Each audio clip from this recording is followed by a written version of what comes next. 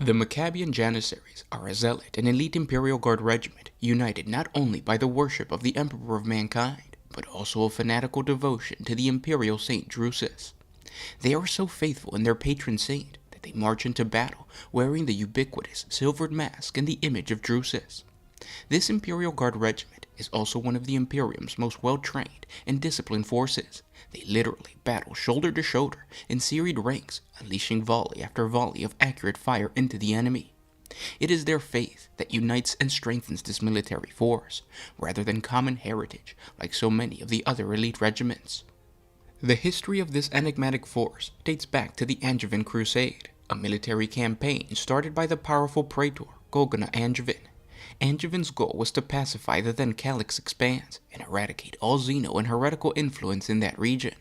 The Imperium saw incredible success at the start of the crusade, and eventually the war would pay off by forming the Calixis sector, but Angevin would never see the conclusion of his crusade. First he went mad under mysterious circumstances, and as the Imperial advance slowly waned, Angevin's subordinate, Drusus, rallied the factionalized Imperial forces and assaulted the chaos-corrupted Xenos known as the Uvoth. Thanks to his strategic mind, Drusus was successful against the Xenos, but he needed more men in order to fully eradicate them.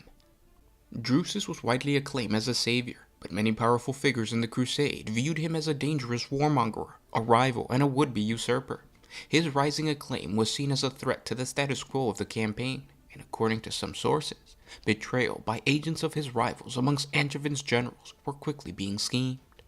Drusus was eventually attacked by a deadly assassin while rallying his depleted forces on the world of Maccabeus Quintis, and was seemingly slain, but in a display of a true miracle. As the killing blow was struck, the powers of the Emperor obliterated the assassin and spared Drusus's life. It is said that after 10 days and nights in shadow, Drusus returned to his warriors, wielding the Emperor's light within him. Pronounced a living saint, a newly established Drusian sect of the imperial cult began to flourish, and imperial banners flocked to his command. One by one his enemies fell, and when Angevin died, Drusus was appointed Lord General Militant and the sole leader that would continue the Angevin Crusade. From the ashes of Drusus's conquest, the Calixis sector was born. After his death and nearly a century of deliberation, the General Synod of Terra conferred imperial sainthood to Drusus, whose cult and dogma had already flourished within the Calixis sector and had become a dominant factor in the local Calixian sect of the imperial cult. To this day, Maccabeus Quintis, the planet on which Drusus was resurrected, is the site of pilgrimage for the faithful across the Calixis sector and is the heart of the Drusian cult within the sector's ecclesiarchy. The world's harsh and unforgiving landscape is walked by countless pilgrims every year, many of whom spend the remainder of their lives there, giving themselves over to the devotion of the Emperor. The planet itself is prone to terrible famines and droughts which leave their mark even on the strongest inhabitants. Yet Maccabeus Quintis is a blessed world, blessed not because of the resources it possesses, which are few, or because of the climate, which is harsh, but because of the faith that grows in abundance. Unlike many shrine worlds, Maccabeus Quintis has a significant military tradition all its own. Following in the footsteps of their patron, discipline and endurance are regarded as the greatest of virtues, and to defend or expand the Imperium in battle is regarded as the most pious form of worship. With the sheer number of pilgrims arriving on-world each year, a considerable population of devoted pilgrims exists on Maccabeus Quintis, which in turn provides an ample and diverse supply of potential candidates to the Macabian militia, the world's planetary defense force, the finest of which are chosen to join the Maccabian Janissaries.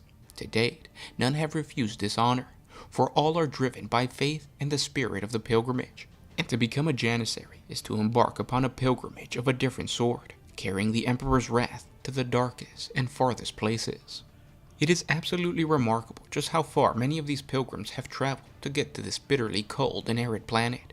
There are whole families composed of many generations, some of which were born during the journey, that settle on Maccabeus Quintis.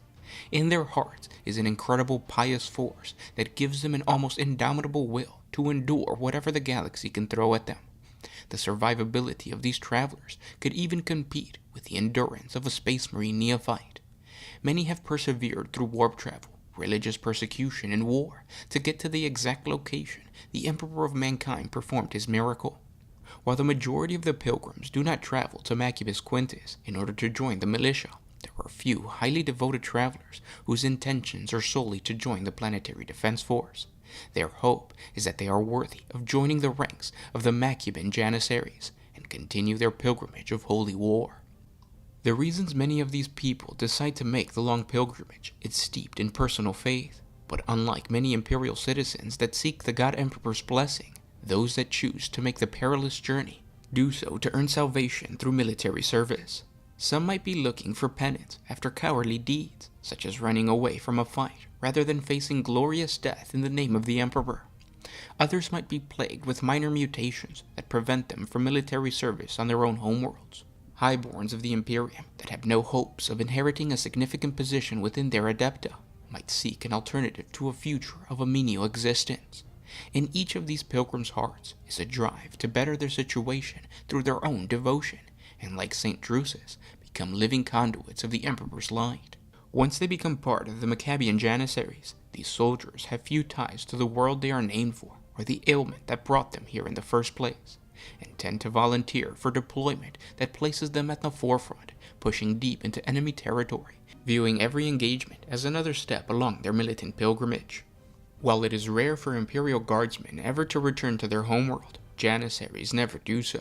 They press on ever more distant war zones and die fighting on countless distant worlds.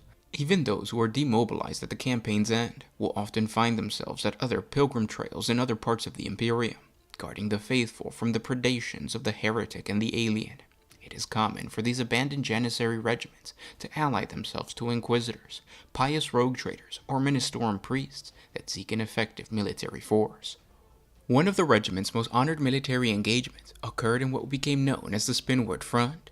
During the early days of strife within the periphery subsector, 12 regiments of the Maccabian Janissary were duty-bound to accompany missionaries voyaging there to ensure that the population remained loyal and faithful.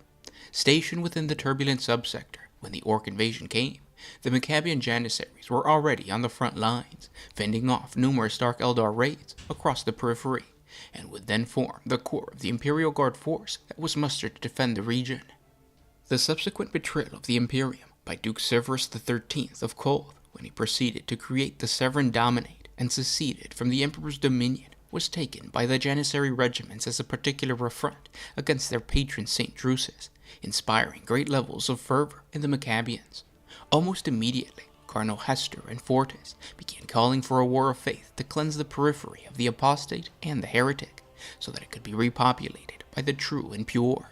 While their zeal was to be commended, more practical minds won out between the Margin Crusade's increased demands and the war efforts already present in the periphery.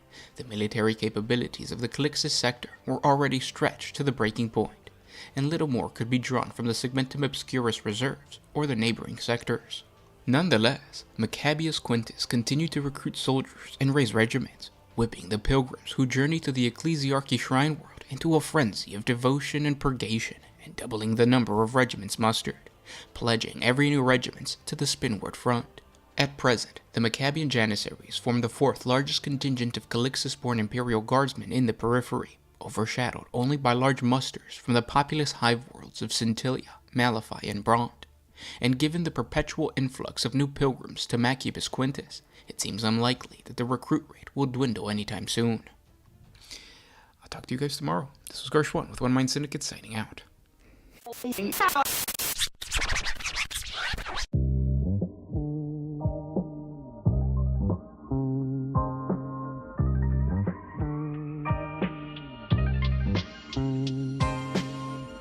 Always used to put my freedom first in any situation.